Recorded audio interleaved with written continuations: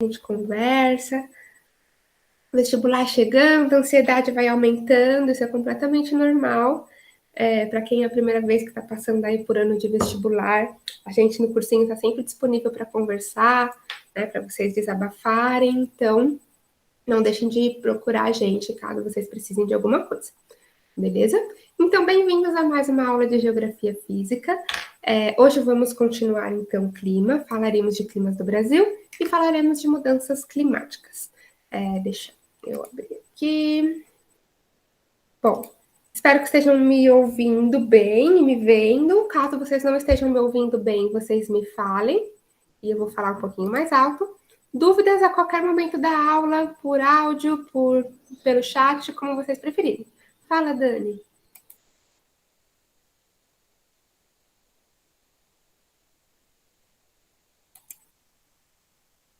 Sim, terá mais listas. No fim dessa aula, inclusive, eu vou passar uma lista geral de climatologia, com o assunto das últimas 5 aulas que a gente viu, né? Várias coisas de clima, só que ela é um pouco extensa, né? E por isso que eu não estava passando antes. Na aula passada, eu coloquei duas questões, mais especificamente sobre climogramas, lá no Classroom para vocês. Espero que vocês tenham visto. Mas eu vou passar uma lista sim. Só que a lista ela é um pouco mais extensa, então vocês podem ir fazendo com calma, mas vai ter sim. É que, como eu estava comentando agora no começo da aula, conforme o tempo vai apertando, tanto para mim, né, de preparar as listas e separar, porque eu já tinha uma lista, né, com o conteúdo completo. Quanto eu sei que para vocês, eu sei que nem o simulado vocês estão conseguindo fazer direito, né? A gente tem tido super baixa adesão ao simulado. Então, para não ficar enchendo vocês de coisas também, eu fui tentando maneirar nisso. Mas vamos ter mais exercícios, sim, com certeza. Inclusive, na medida do possível, dissertativos, que eu não posso prometer, não consigo prometer para vocês ainda, mas o ideal é que a gente tenha, inclusive, exercícios dissertativos. Beleza? Então, vamos lá. Viemos aí de uma sequência de 4 aulas falando sobre climas. A aula passada a gente falou de climas do mundo e falamos de climogramas. Mostrei para vocês como que, a partir de um climograma, a gente consegue identificar se a localidade que aquele climograma está mostrando está no hemisfério sul ou no hemisfério norte, né? Aqui no caso os dois estão no hemisfério sul, mas no hemisfério sul, quando a gente tem temperaturas mais baixas aí no meio do ano, no hemisfério norte, quando a gente tem temperaturas mais altas no meio do ano, certo? Por causa das estações do ano invertidas. Falamos, então, de climas do mundo de forma geral, falamos desses fenômenos climáticos, que são as monções, e o El Niño e Laninha. Coloquei uns vídeos bem bacanas para vocês lá no Classroom, bem didáticos, espero que vocês tenham visto e gostado. E hoje vamos falar de climas do Brasil. Isso aqui. Vamos falar de climas, então, do Brasil, que segue mais ou menos a mesma lógica aí que a gente estava vendo de climas do mundo, né? Lembram? Climas do mundo a gente tem lá climas quentes, climas temperados e climas frios, só que no Brasil, em geral, a gente vai ter só climas quentes. Tem a música aí que diz que o Brasil é um país tropical e, de fato, a gente tem uma predominância de clima tropical, mas não só tropical. A gente classifica os climas quentes, além de tropical, em equatorial, continental e oceânico, subtropical, e a gente vai ver como que eles se espalham aí pelo nosso Brasilzão, então, hoje, beleza? Então, vamos lá.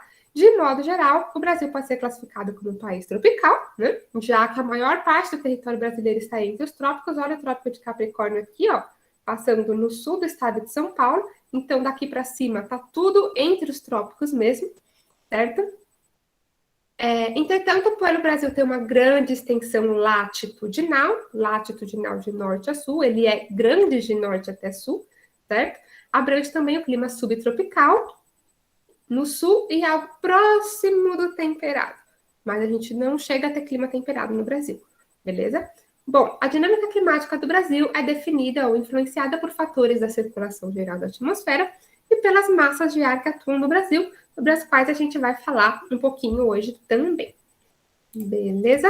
Então vamos lá. Primeiro falando então sobre quais são essas massas de ar que atuam no Brasil, já que elas influenciam tanto o nosso clima aqui, e aí pensando também na circulação geral da atmosfera, lembra? Né? O ar circulando aí na atmosfera, ar quente indo para lugares mais frios, ou ar frio indo para lugares mais quentes, enfim. A gente tem essa circulação e a gente tem algumas massas de ar específicas. A gente viu lá os tipos de massa de ar, como é que a gente classifica elas, lembram? Massas equatoriais, massas tropicais, né? A gente tem as massas que são as massas quentes, a gente tem as massas polares, que são as massas frias. E a gente divide elas em oceânicas ou continentais. Quando elas se formam sobre o continente, a gente chama elas de continentais e elas são mais secas do que as que se formam sobre o oceano, que são as que a gente chama de oceânicas. Beleza?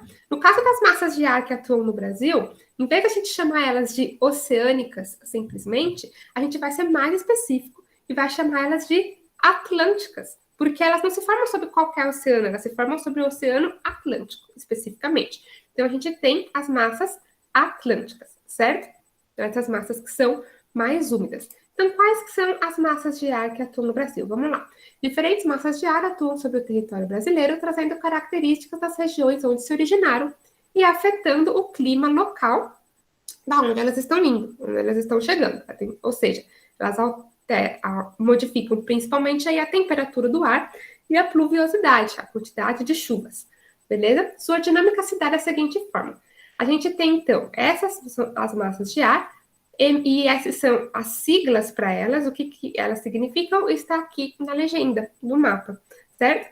MEC, então, é a massa equatorial continental, ela está lá, se forma perto da linha do Equador, mas sobre o continente, enquanto a MEA é a equatorial atlântica, se forma perto da linha do Equador, mas em cima do Oceano Atlântico. Fácil de distinguir, né?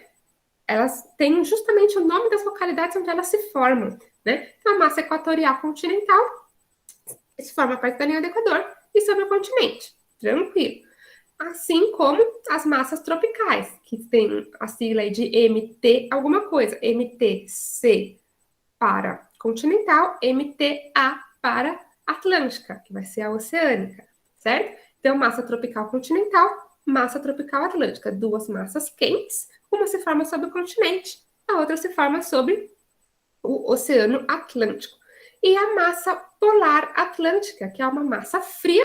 Lembram? As massas polares são as massas frias e ela se forma sobre o oceano, então, Atlântica, beleza?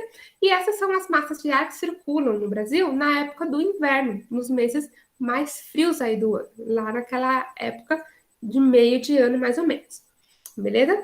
E agora, já no verão, a gente tem as mesmas massas de ar, com exceção da massa polar, porque a gente tem uma predominância, então, das temperaturas quentes no verão, faz todo sentido. Então, a gente vai ter uma predominância de temperaturas e massas quentes também. Isso faz com que elas expulsem o ar frio, né? E a gente tem aquele clima quente durante o verão todo. Então, elas estão expulsando o ar frio e a gente não tem a atividade da massa polar no verão do Brasil. Então, as massas de ar mudam um pouco do inverno para o verão na sua intensidade. Olha aqui a massa equatorial continental. As setinhas dela são pequenininhas nesse mapa aqui de inverno, né? Ou seja, ela tá ali, mas ela não tá tão forte, porque a gente tem ar frio chegando e falando para ela assim, ó, fica aí de boa, porque agora é o inverno, é a minha época de brilhar. Então a massa de ar frio está predominando ali no território. Beleza? Agora, já no verão, não. É a época dela, a época das massas quentes brilharem. Então, elas ficam muito mais fortes. Olha o tamanho da seta, né, da massa equatorial continental. Assim como da Atlântica também, as setas ficam mais extensas, né? Elas ficam, então, mais fortes, certo? Mais intensas mesmo. Então, as massas quentes predominam mais no verão. Como a gente é um país tropical, a gente tem muito mais massa quente mesmo no inverno, mas no inverno a gente tem a massa polar aí fazendo uma pressãozinha e trazendo ar frio, principalmente para o sul e sudeste do Brasil, que são as regiões mais pertas, mais próximas do polo, mais próximas, assim, entre aspas, né, do Polo Sul, da onde está vindo essa massa polar, beleza? Então, por isso que as temperaturas caem muito mais aqui no sul e no sudeste, porque é onde essa massa ela está mais forte do que no norte, no nordeste, no centro-oeste. Esse ano a gente teve a particularidade de vir uma massa polar muito forte, das temperaturas chegarem até ali, aqui, ó, como essa seta aqui, né? Essa setinha azul aqui da esquerda, da massa, o ar frio atravessar aqui o centro-oeste e chega lá perto da Amazônia. Isso não é tão comum de acontecer, mas esse ano a gente teve temperaturas de ar com temperaturas frias chegando ali próximo da Amazônia mesmo, né? Foi um fenômeno atípico, muito intenso e que a gente associa, claro, também, né, conforme esses fenômenos climáticos estão ficando mais intensos, a gente vai associando eles a mudanças climáticas, como a gente vai falar também aqui nessa aula. Então, beleza? Essas são as massas de ar que atuam aqui no Brasil. Eu tinha um meme sobre isso, mas eu acho que eu não coloquei nos slides.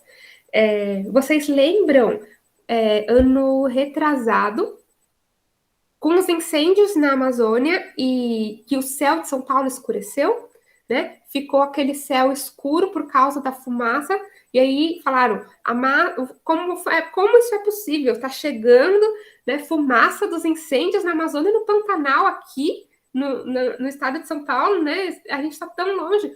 Por quê? Como que isso acontece? Por causa da massa equatorial continental, que vem trazendo esse ar lá da região do Equador, da região amazônica, aqui para o sudeste e centro-oeste do país. Então, é possível sim, a gente está recebendo ar de lá, a gente está recebendo chuva de lá, né? Então, é por isso que quando a gente fala a preocupação com os incêndios na Amazônia, com o desmatamento, tudo isso, a gente não está falando de uma coisa que vai afetar só aquela região, né? A gente não está falando de algo específico que quem não mora na Amazônia não vai ter problema com isso. Isso afeta a circulação geral da atmosfera. A quantidade de umidade que está chegando aqui, qual a qualidade desse ar que está chegando aqui, né? Também por causa dessa movimentação do ar, das massas de ar, aqui no caso especificamente, da massa equatorial continental, trazendo ar aqui para a região sudeste e centro-oeste. E também para o nordeste aqui, tudo. Beleza? Então, lembrar essa movimentação e a direção dos ventos aí das massas de ar ajuda a gente a entender algumas dinâmicas climáticas também, né? A mesma coisa aqui, o ar úmido que chega do oceano, né? Aqui, sempre na costa do Brasil, claro, né? Mas vindo sempre nessa direção, e tanto no inverno quanto no verão a gente tem essa massa de ar úmida chegando, e isso faz com que, por exemplo, o clima aqui do sul do Brasil seja menos suficiente para a gente não classificar ele como temperado, e sim como subtropical, porque a gente não tem aquele frio de lascar. Neve é uma coisa extremamente rara, né? Então a gente não diz que a gente tem no sul do Brasil um clima temperado, mas sim um clima subtropical. Por quê? Esse ar úmido chegando não deixa que as temperaturas caiam tanto quanto lá para dentro do continente, no lugar de clima temperado de verdade, beleza? Então, seguindo aí, agora que a gente já entendeu as massas de ar, nós vamos falar sobre os climas, a classificação climática do Brasil, como que a gente divide o Brasil aí em diferentes tipos de clima. O Brasil não tem só clima tropical, a gente tem outros tipos de clima também. E vindo lá latitudinalmente, começando das baixas latitudes e indo aumentando, a gente vai falar então do que está mais perto da linha do Equador, que é o clima equatorial. Vamos lá. Primeiro, né? Há pelo menos 4 diferentes tipos climáticos encontrados no Brasil. Primeiro, lá perto da linha do Equador, a gente tem o clima equatorial, que abrange a região norte do país e uma parte do centro-oeste, o norte do centro-oeste, ali. Beleza? Se caracteriza pelos altos índices térmicos e pluviométricos. O que isso significa? Altas temperaturas e alta quantidade de chuva também. Então, a gente tem, em média, mais de 24 graus Celsius, em média, ou seja, todos os dias são quentes, né? E, em média, também, mais de 2.500 milímetros de chuva por ano. É muita chuva mesmo. Então, a região equatorial, a gente tem aí muita chuva, muito calor. pessoal em Manaus costuma brincar que as 4 estações do ano lá em Manaus são calorão, mormaço, como que é?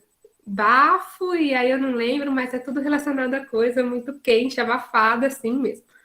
Beleza? Inclusive, tive a oportunidade de estar em Manaus uma vez, e todos os lugares em que eu fui, desde a lanchonete mais mequetrefe da esquina até os lugares mais bonitos, tinham ar-condicionados, geralmente ar-condicionados grandes, porque ninguém aguenta aquele calorão mesmo, e é calorão o ano todo, beleza?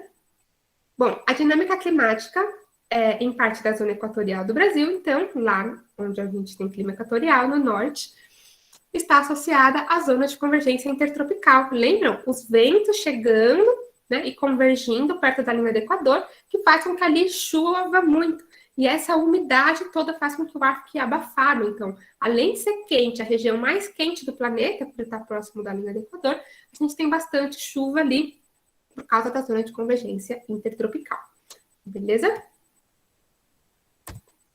Próximo, então, seria o clima tropical, que é aí que a gente fala que é a maior parte do Brasil. Ele abrange, então, partes do Nordeste e também o Sudeste e o Centro-Oeste. Então, uma grande região mesmo do Brasil que a gente vai chamar ali de clima tropical. Voltando aqui naquele mapa, olha só, seria essa parte amarela aqui e mesmo essa verdinha que é o tropical de altitude, onde a gente tem as regiões um pouco mais altas ali do Sudeste, os mares de morros, como a gente vai falar nas próximas aulas. Então, uma grande parte aqui mesmo do Brasil, a gente tem o clima tropical. Beleza? Ele é caracterizado pela alternância entre períodos secos e úmidos, ou seja, a gente tem, lembram, uma estação seca bem definida e uma estação úmida bem definida, uma época do ano que chove bastante, uma época do ano que chove bem pouco, né? Aqui no Sudeste a gente consegue, né, notar isso com certa clareza. A gente tem aí no inverno, o inverno geralmente seco, chove pouco, é quando a gente tem crise hídrica, quando a gente tem crise energética, e não está sendo diferente esse ano, aliás, esse ano está sendo muito mais grave, inclusive, né? Bom, é controlado, o clima tropical do Brasil é controlado por essas massas de ar aqui, tropical atlântica, equatorial continental e equatorial atlântica, mas no inverno a polar atlântica afeta o clima do sudeste. Então, no inverno a gente tem ar frio chegando aí com força na polar atlântica, as temperaturas caem bastante no inverno, né? É a parte do Brasil que a gente tem, então, apesar do clima ser um clima quente, um clima tropical, a gente tem a massa polar fazendo com que as temperaturas caiam no inverno. Mas não caiam tanto que a gente não possa dizer que não é mais um clima quente, certo? A gente tem um inverno fresquinho ali na maior parte da região tropical do Brasil, beleza? Em algumas regiões, ele pode ter características menos úmidas, que no geral, devido à continentalidade. Então, quanto mais para dentro do continente, menos influência do ar úmido ali do oceano. Então, a gente vai ter ainda uma estação seca ainda mais bem definida, ainda mais seca, certo? Em outras partes, ele pode ser considerado como tropical úmido, conforme a influência das massas oceânicas, como acontece ali na costa do Brasil. Se a gente voltar aqui neste mapa, a gente vai ver toda essa faixa vermelha aqui, que é todo o nosso litoral, né? Com exceção ali da região sul do país, a gente tem o tropical úmido, ou seja, é o clima tropical ainda, que tem uma característica de estação seca e estação úmida, mas ele está perto ali da costa, ele é um pouco mais úmido do que o tropical no geral. Ou seja, ele chove, tem uma estação que chove menos, mas não chove tão pouco quanto em outras regiões do Brasil. Porque a gente está perto ali da costa, então a gente tem uma quantidade um pouco mais legal de chuvas, mesmo na estação seca. Beleza? Então, tropical úmido. Eu já parei aqui, conforme a influência das massas oceânicas. E a gente também tem esse tropical, sendo chamado de tropical de altitude, caracteriza-se como tropical de altitude nos planaltos, né, no Planalto Atlântico do Sudeste, onde a gente tem os mares de morros ali, algumas regiões um pouco mais altas no Sudeste, Serra da Mantiqueira, principalmente, a Serra do Mar, a Serra do Espinhaço, a gente vai ter algumas serras Lembra, a gente não chega a ter montanha no Brasil, mas a gente tem serras, e essas regiões serranas, essas regiões mais altas, então elas têm um clima ainda um pouco mais fresquinho, né? Por causa da altitude, como a gente tem visto, quanto mais alto, mais frio. É o caso ali, por exemplo, de Campos do Jordão, sul de Minas, onde essa galera vai tomar chocolate quente aí no inverno, né? Vestir casaco. Os meus sogros moram ali perto de Campos do Jordão, mais ou menos, eles moram em Taubaté, ali pertinho. E aí eu fui para lá um mês atrás, e aí fomos dar uma passeada em Campos do Jordão. Tava um calor danado, assim, de eu estar quase suando, mas tinha gente de casacão, assim, tinha uma moça, um casal, que a moça tava com quase um casaco de pele. Eu penso, o pessoal vem aqui achando realmente que vai passar frio, né? Mas a gente ainda está no clima tropical, apesar de ser de altitude, apesar da fama do lugar ser frio, a gente ainda está no lugar de clima tropical, e eu ficava olhando pensando, meu Deus, essa pessoa não vai desistir, a pessoa está tão determinada a usar aquele casacão caro que ela comprou, que vai passar calor dentro do casaco mesmo, né? Então, tá vendo? Às vezes uma aulinha de geografia faz falta para a gente saber que não é bem assim que funciona, né? Talvez fosse melhor ir em junho para Gramado, sei lá, né? Do que ir comprou só para ir para lá. Provavelmente é isso mesmo. Enfim, a gente tem que lembrar que a gente ainda está no clima tropical, né? Apesar de ser alto, apesar de ser friozinho, ainda é um clima tropical, então ainda há chance de você passar bastante calor. Beleza? Claro que quando tiver frio, você vai passar bastante frio, mas não é só de frio que vivem os planaltos do Sudeste brasileiro. Bom, então as temperaturas lá são relativamente mais baixas, a amplitude térmica relativamente maior, mas ainda assim não quer dizer que é um clima frio, é um tropical de altitude, beleza? Um tropical fresquinho. Bom, seguindo então aí um pouco mais de clima do Brasil, o semiárido, bem famoso, lá do Nordeste, né? A gente tem toda uma cultura regional em torno do semiárido, a gente tem até, eu diria, estereótipos sobre a vida, as pessoas, né? A sociedade do semiárido brasileiro, mas é um clima bastante específico ali no nosso Nordeste, que está aqui, ó. Esse laranjinha aqui, então seria o semiárido. Pega grande parte ali da Bahia, exceto aqui, ó, a zona da mata, certo? Ali mais perto do litoral. Pega ali também, fora a parte do litoral, a parte mais interior do Sergipe, Alagoas, Pernambuco, Paraíba, ali um pedacinho do Ceará, até um pedacinho do Piauí. Então a gente tem ali o clima semiárido. Lembram quando eu falei para vocês de desertos? Olha, tem outro mapa bem melhor aqui. De desertos, né? Desertos são regiões áridas do planeta e eles são caracterizados porque chove pouco, né? No deserto, então a gente fala que um lugar é um deserto porque ele chove pouco. E o deserto é o árido. O semiárido, então, seria um semideserto. É quase um deserto. E o que significa, então, o deserto? Quer dizer que chove pouco. Então, o semiárido significa que ele chove pouco, mas não tão pouco a ponto de ser deserto. Então, ele é um semiárido, chove bem pouco, mas ainda assim chove um pouco mais do que é o limite ali para a gente dizer que aquele lugar é um deserto. Beleza? Então, abrange ali especificamente o sertão nordestino, caracteriza-se como o clima mais quente e mais seco do país e tem chuvas escassas, menos de 700 milímetros por ano. Lembra que na região equatorial a gente tem mais de 2.500 milímetros por ano? Olha a diferença, né? Mais de 2.500 no tropical, no semiárido a gente tem menos de 700 milímetros por ano, né? Concentradas num curto período de tempo. Então, chove pouco e geralmente essas chuvas estão concentradas. Chove numa época do ano específica, durante 1, 2, 3 meses no máximo. Depois, o resto do ano é realmente mais seco. Chove quase nada.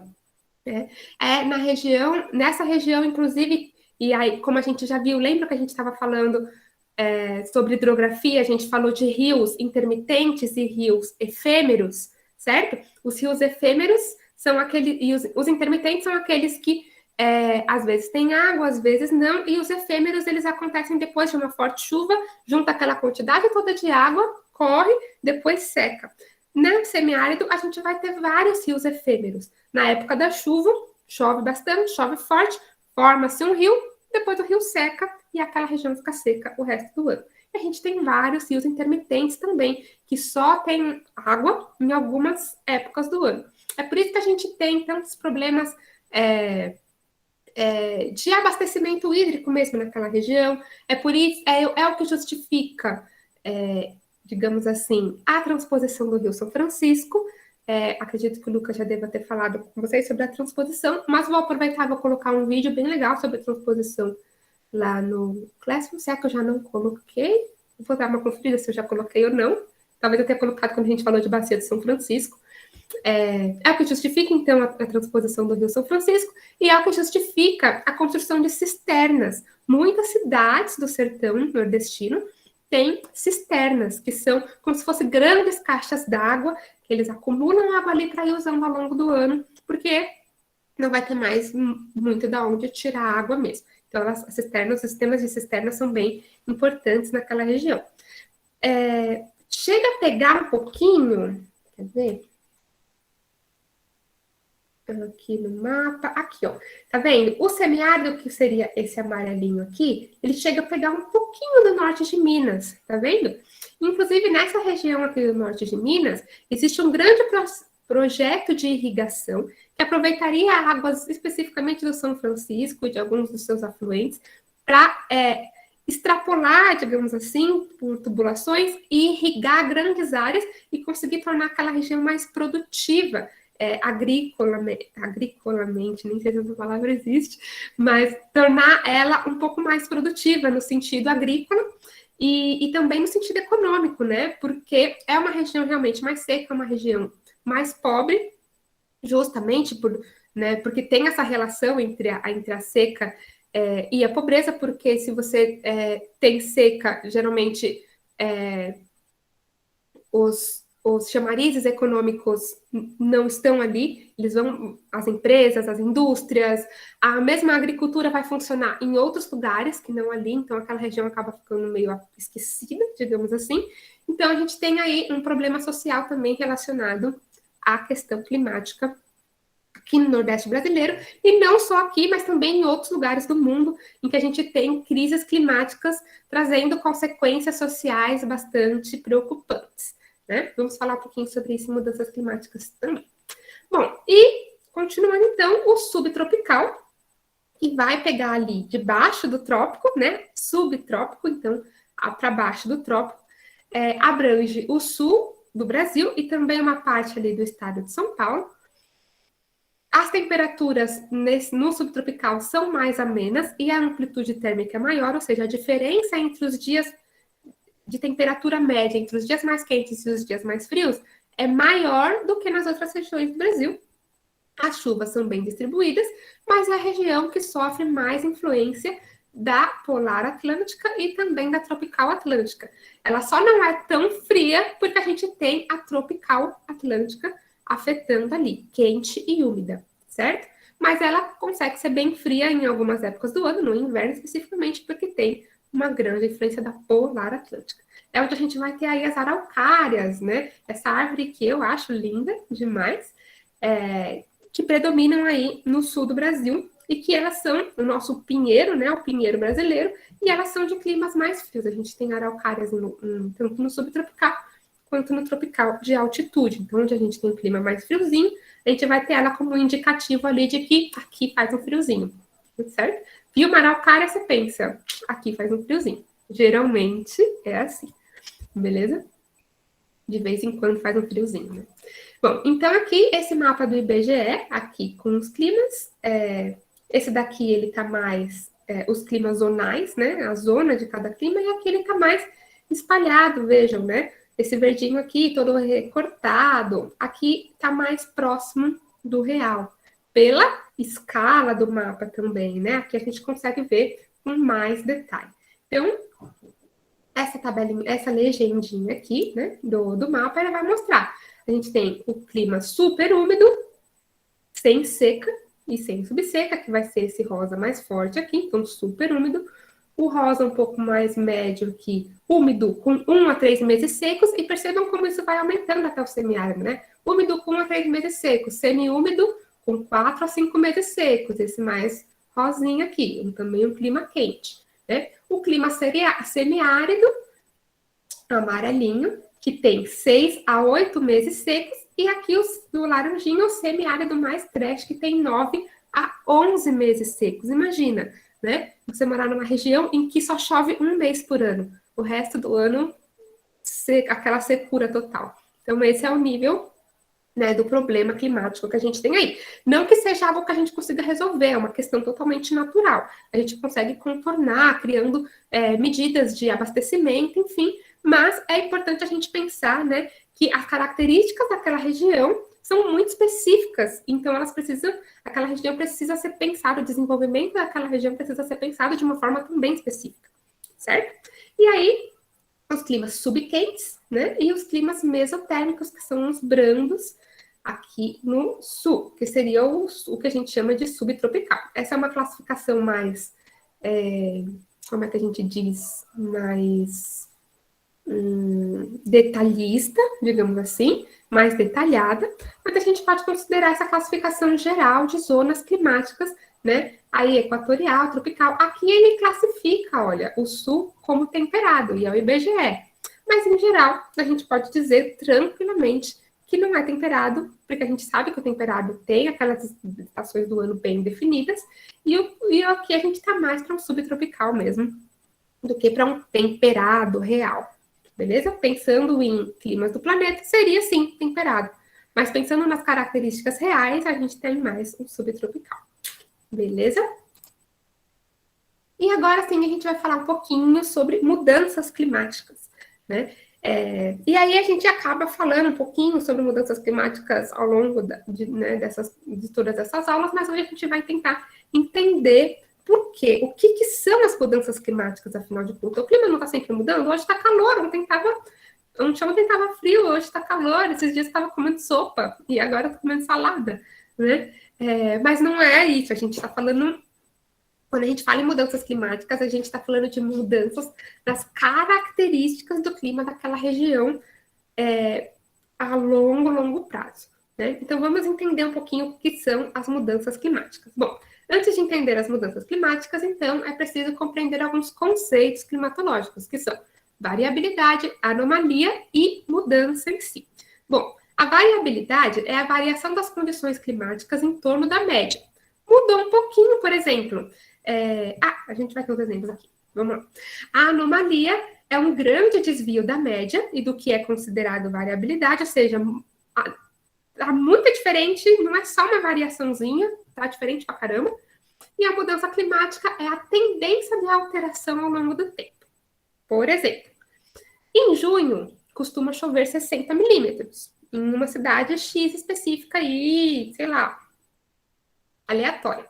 Em junho costuma chover 60 milímetros. Mas, em 2019, choveu 90 milímetros. Choveu 30 milímetros a mais do que o normal. Ok, mudou um pouco. Não quer dizer que o clima está mudando. Quer dizer que esse ano foi diferente. Então, é uma variabilidade. Variou aí um pouquinho. Beleza? Em 2019, não choveu nadinha. Ou seja, tá muito fora do normal. Não mudou um pouquinho. Realmente saiu do normal. Então, aí sim a gente tem uma anomalia. Pô, aconteceu alguma coisa, tem alguma coisa acontecendo aí. Não choveu nada, isso realmente não é normal. É normal chover um pouco a mais, chover um pouco a menos, mas nada não é normal. Então, uma anomalia. Agora, em 2019 só choveu 50 milímetros, né? Geralmente chove 60, mas em 2019 choveu 50. Em 2020, 35. Em 2021, 30. E lá em 2029 choveu 10, ou seja, ao longo do tempo, ao longo de 10 anos, a gente notou que isso foi diminuindo cada vez mais. Né? Então a gente precisa esperar pelo menos aí uns 10 anos para a gente ver que realmente tem uma tendência de mudança. Aquilo foi mudando mesmo, não foi só uma variabilidade, não foi uma anomalia. Conforme o tempo foi passando, as coisas foram mudando. Aí sim a gente chama de mudança climática. Então, as mudanças climáticas, a gente não fala assim só porque esse ano teve um ciclone extratropical em Santa Catarina, eu não sei se teve esse ano, mas então, nossa, isso nunca aconteceu antes, isso é uma mudança climática. Não necessariamente, às vezes é só uma anomalia, né? Agora, se isso começa a acontecer com muita frequência, aí sim a gente fala, pô, realmente o clima está mudando, né? É uma mudança climática. Então, é assim que a gente entende. Em geral, inclusive, existe como é que se fala? É estabelecido aí entre os acadêmicos e os estudiosos de clima um período de 30 anos, que eles chamam de normais climatológicas, que é um período de 30 anos em que a gente nota como que o clima se comportou durante aqueles 30 anos. Depois, mais 30 anos. Eu acho que a última normal terminou em 2010, se não me engano, e a gente já está contando mais 30 anos aí. Então, se foi em 2010, em 2020, 30, 2040, daqui 20 anos, aí a gente pega e compara, né? Lá de 1980 a 2010, como que era o clima, e de 2010 a 2040, como que é, o que teve de diferente, e aí a gente pode ver, né? Então a gente esperou passar 60 anos para a gente entender como que o clima está mudando, certo? Então, a mudança climática não é algo que a gente nota de um ano para o outro, e sim é uma tendência de mudança. E existem muitos estudos dizendo que isso realmente está acontecendo, beleza? As mudanças climáticas, elas podem acontecer de forma natural, com a variação entre períodos glaciais e interglaciais. E aí, aqui está o sítio da Era do Gelo para dizer que eu não estou mentindo, né? A Era do Gelo é um desenho, mas tem uma base científica, digamos assim, né? Científica, da Era do Gelo, pelo qual o planeta Terra passou mesmo um período de muito frio, em que as calotas polares se expandiram, ou seja, é um fenômeno natural. O clima mudar é uma coisa natural. O que não é normal é ele mudar tão rápido como ele tem acontecido. O Rodrigo está perguntando se tem um motivo de ser de 30 em 30 anos. Eu não sei te dizer com certeza por quê, mas eu imagino que seja porque é um período confiável para a gente entender. Como que eles estabeleceram 30, eu não sei. Mas eles consideram que esse é um período de tempo confiável para a gente entender. Porque se está mudando, quais que são as diferenças, né? Agora, exatamente porque eu não sei. Bom, então as mudanças climáticas elas podem ser naturais. A Terra passa por ciclos de mudanças climáticas. A Terra tem bilhões de anos. Ela não tem o mesmo clima o tempo todo, né? A gente já existem evidências, por exemplo, de que aqui a região sudeste e centro-oeste do Brasil já foi geleira, certo? A gente tem aí resquícios de lagos glaciais no interior de São Paulo, por exemplo. Então, o clima ele não é uma constante, ele realmente vai mudando. Né? Mudanças climáticas elas podem acontecer de forma natural, né? Mas elas também podem ser impulsionadas pela atividade humana.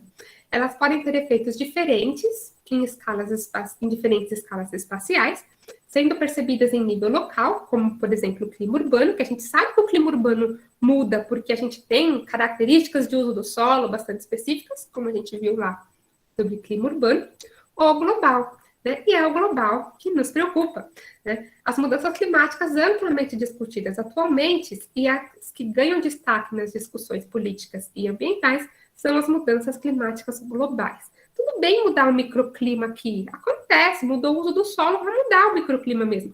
Agora, quando a gente começa a mudar o clima em escala planetária, aí sim a gente começa a se preocupar, beleza? Bom, o principal aspecto das mudanças climáticas globais, então, vai ser o próprio aquecimento global, né? O que a gente discute aí em mudanças climáticas? A gente está discutindo principalmente o aquecimento global. A gente teve um período de tempo em que o planeta resfriou, e agora a gente está num período em que o planeta está aquecendo de novo. E isso seria normal se não tivesse acontecendo tão rápido, beleza? Então, o aquecimento global é um fenômeno deflagrado pela ação do efeito estufa, que é uma coisa normal. A gente tem o efeito estufa aí para aquecer o nosso planetinha e fazer com que ele seja agradável para a gente viver. Mas a gente tem a emissão massiva de gases capazes de absorver a radiação infravermelha do Sol. Ou seja, esse efeito estufa que era para o bem nosso, que ele existe ali para deixar o planeta quentinho, agradável para a gente, ele começa a deixar o planeta cada vez mais e mais e mais quente, porque a gente está emitindo um monte de gás que vai deixar esse espaço mais quente mesmo, por isso a gente tem aquecimento global, beleza? Com o aquecimento global, a tendência é que a temperatura média do planeta se eleve ao longo do tempo, ocasionando uma mudança climática. Considerando que a emissão de gases que ocasiona este aquecimento não é natural, tal mudança climática, acelerada por essas emissões, é considerada antropogênica. Lembram? Antropo é o ser humano. Então, antropogênico é algo que tem a gênese, a origem no ser humano.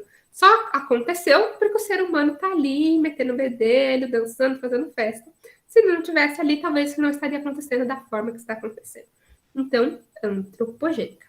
Beleza? Só que aí ainda tem gente que não acredita, apesar de tantas evidências de mudanças climáticas. Teve até filho de presidente aí falando que se tem uma onda de frio tão grande nos Estados Unidos, como é que está aquecendo? Que aquecimento global é esse que está tendo frio extremo em alguns lugares, né? Você entendeu qual que é o lance da mudança climática. Não quer dizer que é só aquecer e todo lugar vai ficar mais quente. Pronto, a gente tem toda uma dinâmica climática aí envolvida, certo? Né? E aí, inclusive, essa charge ela faz referência a isso, né? Devido à falta de evidências concretas, anunciamos que os nossos dados sobre aquecimento global serão revistos, mesmo ele estando ali ó, num bloco de gelo que já derreteu tudo em volta, um pinguinzinho num calorão, né? Ainda assim tem gente que não acredita nas evidências, né? E por que isso acontece? E aí eu vou passar para vocês, vai dar tempo, um videozinho aqui do Nerdologia pra gente assistir. Vamos dar uma quebrada aí na minha voz falando sem parar na cabeça de vocês. E aí a gente já retorna para encerrar a aula. Como que eu faço para abrir aqui? Peraí. Não está funcionando o link.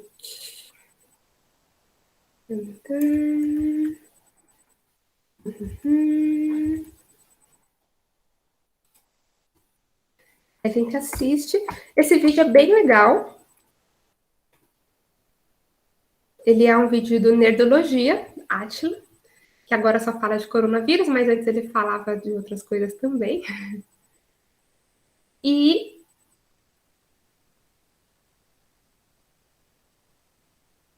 ele explica bastante, de uma forma bem legal, por que algumas pessoas não acreditam, por que ainda existe dúvidas com relação ao aquecimento global e quais são as evidências que mostram que o aquecimento global está aí sim.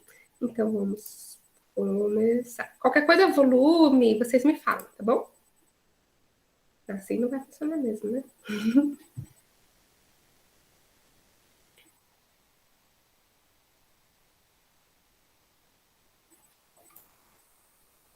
Tá saindo som para vocês? É a primeira vez que eu passo o vídeo assim, mas tá, né?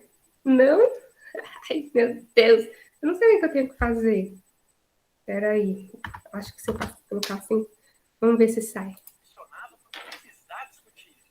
Hoje a gente vai ver por que ainda tem debate Oi? sobre o Beleza. aquecimento global. No centro da discussão de mudança climática está a quantidade de gás carbônico na atmosfera e eu e você só estamos aqui por causa dela. A temperatura do planeta varia de acordo com a quantidade de carbono na atmosfera e vice-versa. E é isso que permite a vida na Terra. Como o 5 Billion Years of Solitude conta, se dependêssemos só da quantidade da luz do Sol que a Terra recebe e reflete, a nossa temperatura média seria menos 18 graus Celsius, um picolé. O que mantém a temperatura confortável são justamente gases como o gás carbônico e o metano, que retêm a energia vinda do Sol na forma de raios infravermelhos na atmosfera, antes deles serem refletidos de volta para o espaço. A atmosfera e a temperatura da Terra sempre variaram. Entre 50 e 70 milhões de anos atrás, a concentração de gás carbônico já foi 2 vezes maior do que a atual e a temperatura média do planeta era de 9 a 14 graus Celsius mais alta. Mas no último milhão de anos, a quantidade de gás carbônico no ar baixou. Ou melhor, tinha baixado, porque quando começamos a usar combustíveis fósseis como petróleo e carvão, desenterramos o carbono preso no solo e aumentamos artificialmente a concentração de carbono no ar para mais de 400 partes por milhão pela primeira vez desde que os humanos surgiram no planeta. Esse gás carbônico a mais retém o calor equivalente a 5 lampadinhas de Natal acesas por metro quadrado do planeta, na analogia que o Cláudio Ângelo faz em A Espiral da Morte. O resultado é que a temperatura média do planeta subiu quase 1 grau Celsius nos últimos 50 anos. As geleiras do Ártico já batem recorde atrás de recorde de derretimento, o nível do mar subindo já destrói ilhas do Pacífico e ameaça cidades costeiras, e até as aves estão perdendo a migração porque as plantas começaram a florescer mais cedo. Mas o problema é sempre apontar os responsáveis. Quem faz isso é um grupo de centenas de cientistas, o Painel Intergovernamental sobre Mudanças Climáticas, ou IPCC, que testou vários culpados: flutuação da temperatura natural da Terra, variação da luz do Sol que recebemos, raios cósmicos, vulcões. Todas essas forças naturais influenciam o clima, mas mesmo juntas não explicam o aquecimento dos últimos 50 anos. Só explicamos esse aquecimento considerando a ação humana e a liberação de gás carbônico dos últimos 200 anos. Isso é tão certo que no relatório de 2007 o IPCC foi categórico. As evidências de que nós afetamos o clima mundial são inequívocas. Somos uma força geológica. Centenas de especialistas podem concluir sobre o bóson de Higgs sem problemas, mas no caso da mudança climática, a conclusão despertou uma controvérsia parecida com a da ligação entre o cigarro e o câncer, e não é por acaso. Em dezembro de 1953, os médicos americanos redescobriram que o cigarro causa câncer, e a indústria do tabaco precisou reagir para continuar vendendo cigarros. Contrataram agências de publicidade à la Mad Men e montaram uma comissão para passar uma mensagem positiva e pró-cigarro. Na falta de evidências a favor do fumo, resolveram questionar as evidências de que o cigarro causa câncer e pedir mais estudos. Contrataram pesquisadores para questionar os achados e dar a impressão de que a ligação entre o cigarro e câncer ainda era um debate aberto, com dois lados. E, em nome da imparcialidade, os jornalistas precisavam dar voz para os questionadores, mesmo com evidências bem claras dos riscos. Milhares de estudos depois, e até os pesquisadores pagos pelo Comitê da Indústria do Tabaco concluíram que fumar causava câncer e que a nicotina vicia. Mas mesmo assim, os fabricantes de cigarro continuavam negando as evidências e conseguiram adiar por décadas as medidas antifumo que a gente conhece. Na década de 70, cientistas mostraram que a poluição liberada pela indústria causava chuva ácida e a morte de peixes e plantas. De novo, o mesmo grupo de especialistas e empresas de relações públicas questionaram as evidências e adiaram até 1990 as leis de controle de poluição americanas. O mesmo aconteceu com a ligação entre o CFC e a destruição da camada de ozônio na década de 80, e a relação entre a fumaça do cigarro e câncer em fumantes passivos na década de 90. Os mesmos grupos e até os mesmos especialistas, como Fred Singer, foram contratados pelas companhias de petróleo e carvão dos anos 2000, como Naomi Oreskes e Eric Conway, contam em Merchants of Doubt, que foi adaptado como documentário. Singer contestou que a fumaça do cigarro causava câncer de pulmão e agora questionava as evidências de que a humanidade está causando a mudança climática atual. Apesar da petroleira ExxonMobil ter pago pesquisadores que projetaram em 81 o aquecimento global que a gente vê hoje, continuaram questionando o aquecimento. O fato contestado muda, que o carbono não está se acumulando, para que ele se acumula, mas não tem aquecimento. De que tem aquecimento, mas ele não é causado por nós, para ele é causado, mas não é grave, para ele é grave, mas não tem o que fazer, para até pode ser melhor. Sempre dando a impressão de incerteza sobre o que o IPCC conclui e de um debate sem consenso. Para parecer que a melhor atitude é não fazer nada a respeito, mas em uma questão científica onde centenas de especialistas chegaram num consenso, dar o mesmo peso para o questionamento não faz sentido. Ainda tem quem questione, por exemplo, que a Terra é plana, mas nem por isso a gente tem um debate toda vez que alguém quer colocar um satélite em órbita. Pior ainda é transformar o consenso científico numa discussão política, como o Singer, que dizia que quem defendia a existência do buraco na camada de ozônio queria, na verdade, promover uma ideologia socialista e ter o governo controlando o mercado. Quanto mais ideológica a discussão, mais as pessoas tendem a aceitar ou negar o que foi dito com base no grupo que defendem, ao invés de fatos e evidências. Como The Knowledge Illusion explica bem, quando fatos conflitam com a aceitação pelo grupo do qual as pessoas participam, elas questionam os fatos e não o grupo. Seria ótimo poder liberar carbono sem culpa no ambiente e não precisar fazer nada, mas a natureza não se importa com o que a gente acha, e o problema é real, e urgente. Os cientistas sabem disso há décadas. Quem questiona o aquecimento global sabe disso há décadas, assim como sabiam do vínculo entre cigarro e câncer. Não é à toa que querem transformar isso em briga de torcida. Nesse Nerdologia eu cito muitos livros, mas eu vou recomendar 2 deles aqui. Prontinho, é isso. Legal o vídeo, né?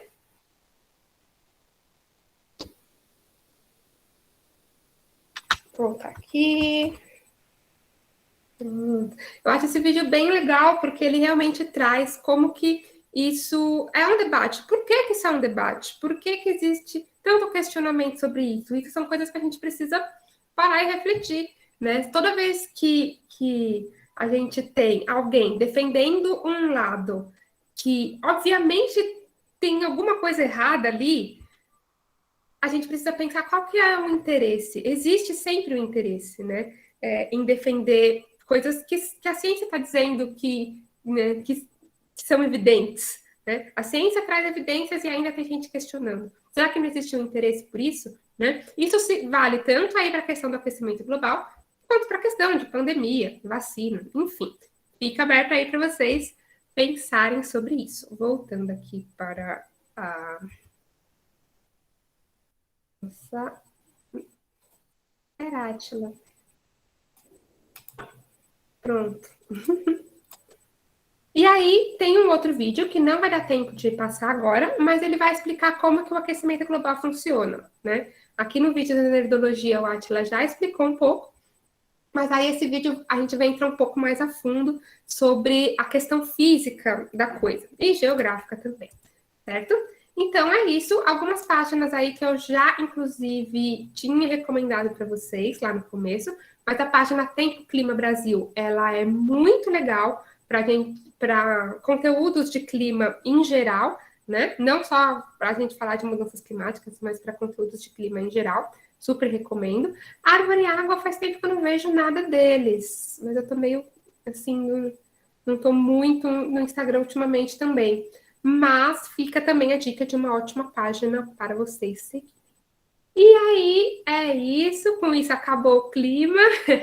Terminamos o conteúdo de climatologia. Acabou levando uma aula a mais do que a gente previa no começo. Mas espero que tenha sido bom no sentido de que a gente fez com calma e deu para atinar os conteúdos. Espero que tenha sido bom por esse lado. A nossa aulinha a mais.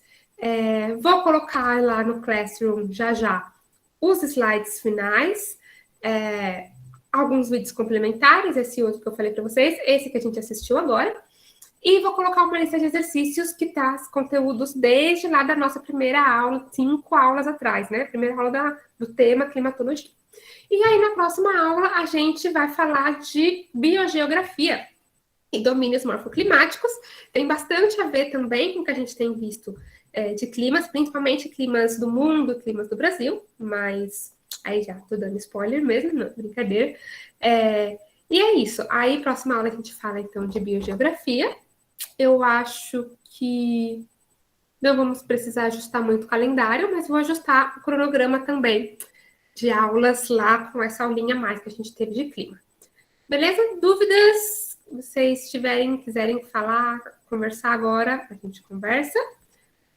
Ou se quiserem me mandar depois no WhatsApp ou falar com a Sara do plantão, como vocês se sentirem mais à vontade. Mas não guardem as dúvidas para vocês. É muito importante vocês entenderem. É muito importante que o conteúdo faça sentido para vocês. Então, se não estiver fazendo sentido, não deixem de dizer. Beleza? Obrigada pela presença de vocês. Rodrigo, eu que agradeço. Espero que vocês tenham gostado e boas aulas, bons estudos, boa semana. E a gente se vê mais de novo na semana que vem. Bons estudos, gente. Eu que agradeço. Valeu a presença. Beijos.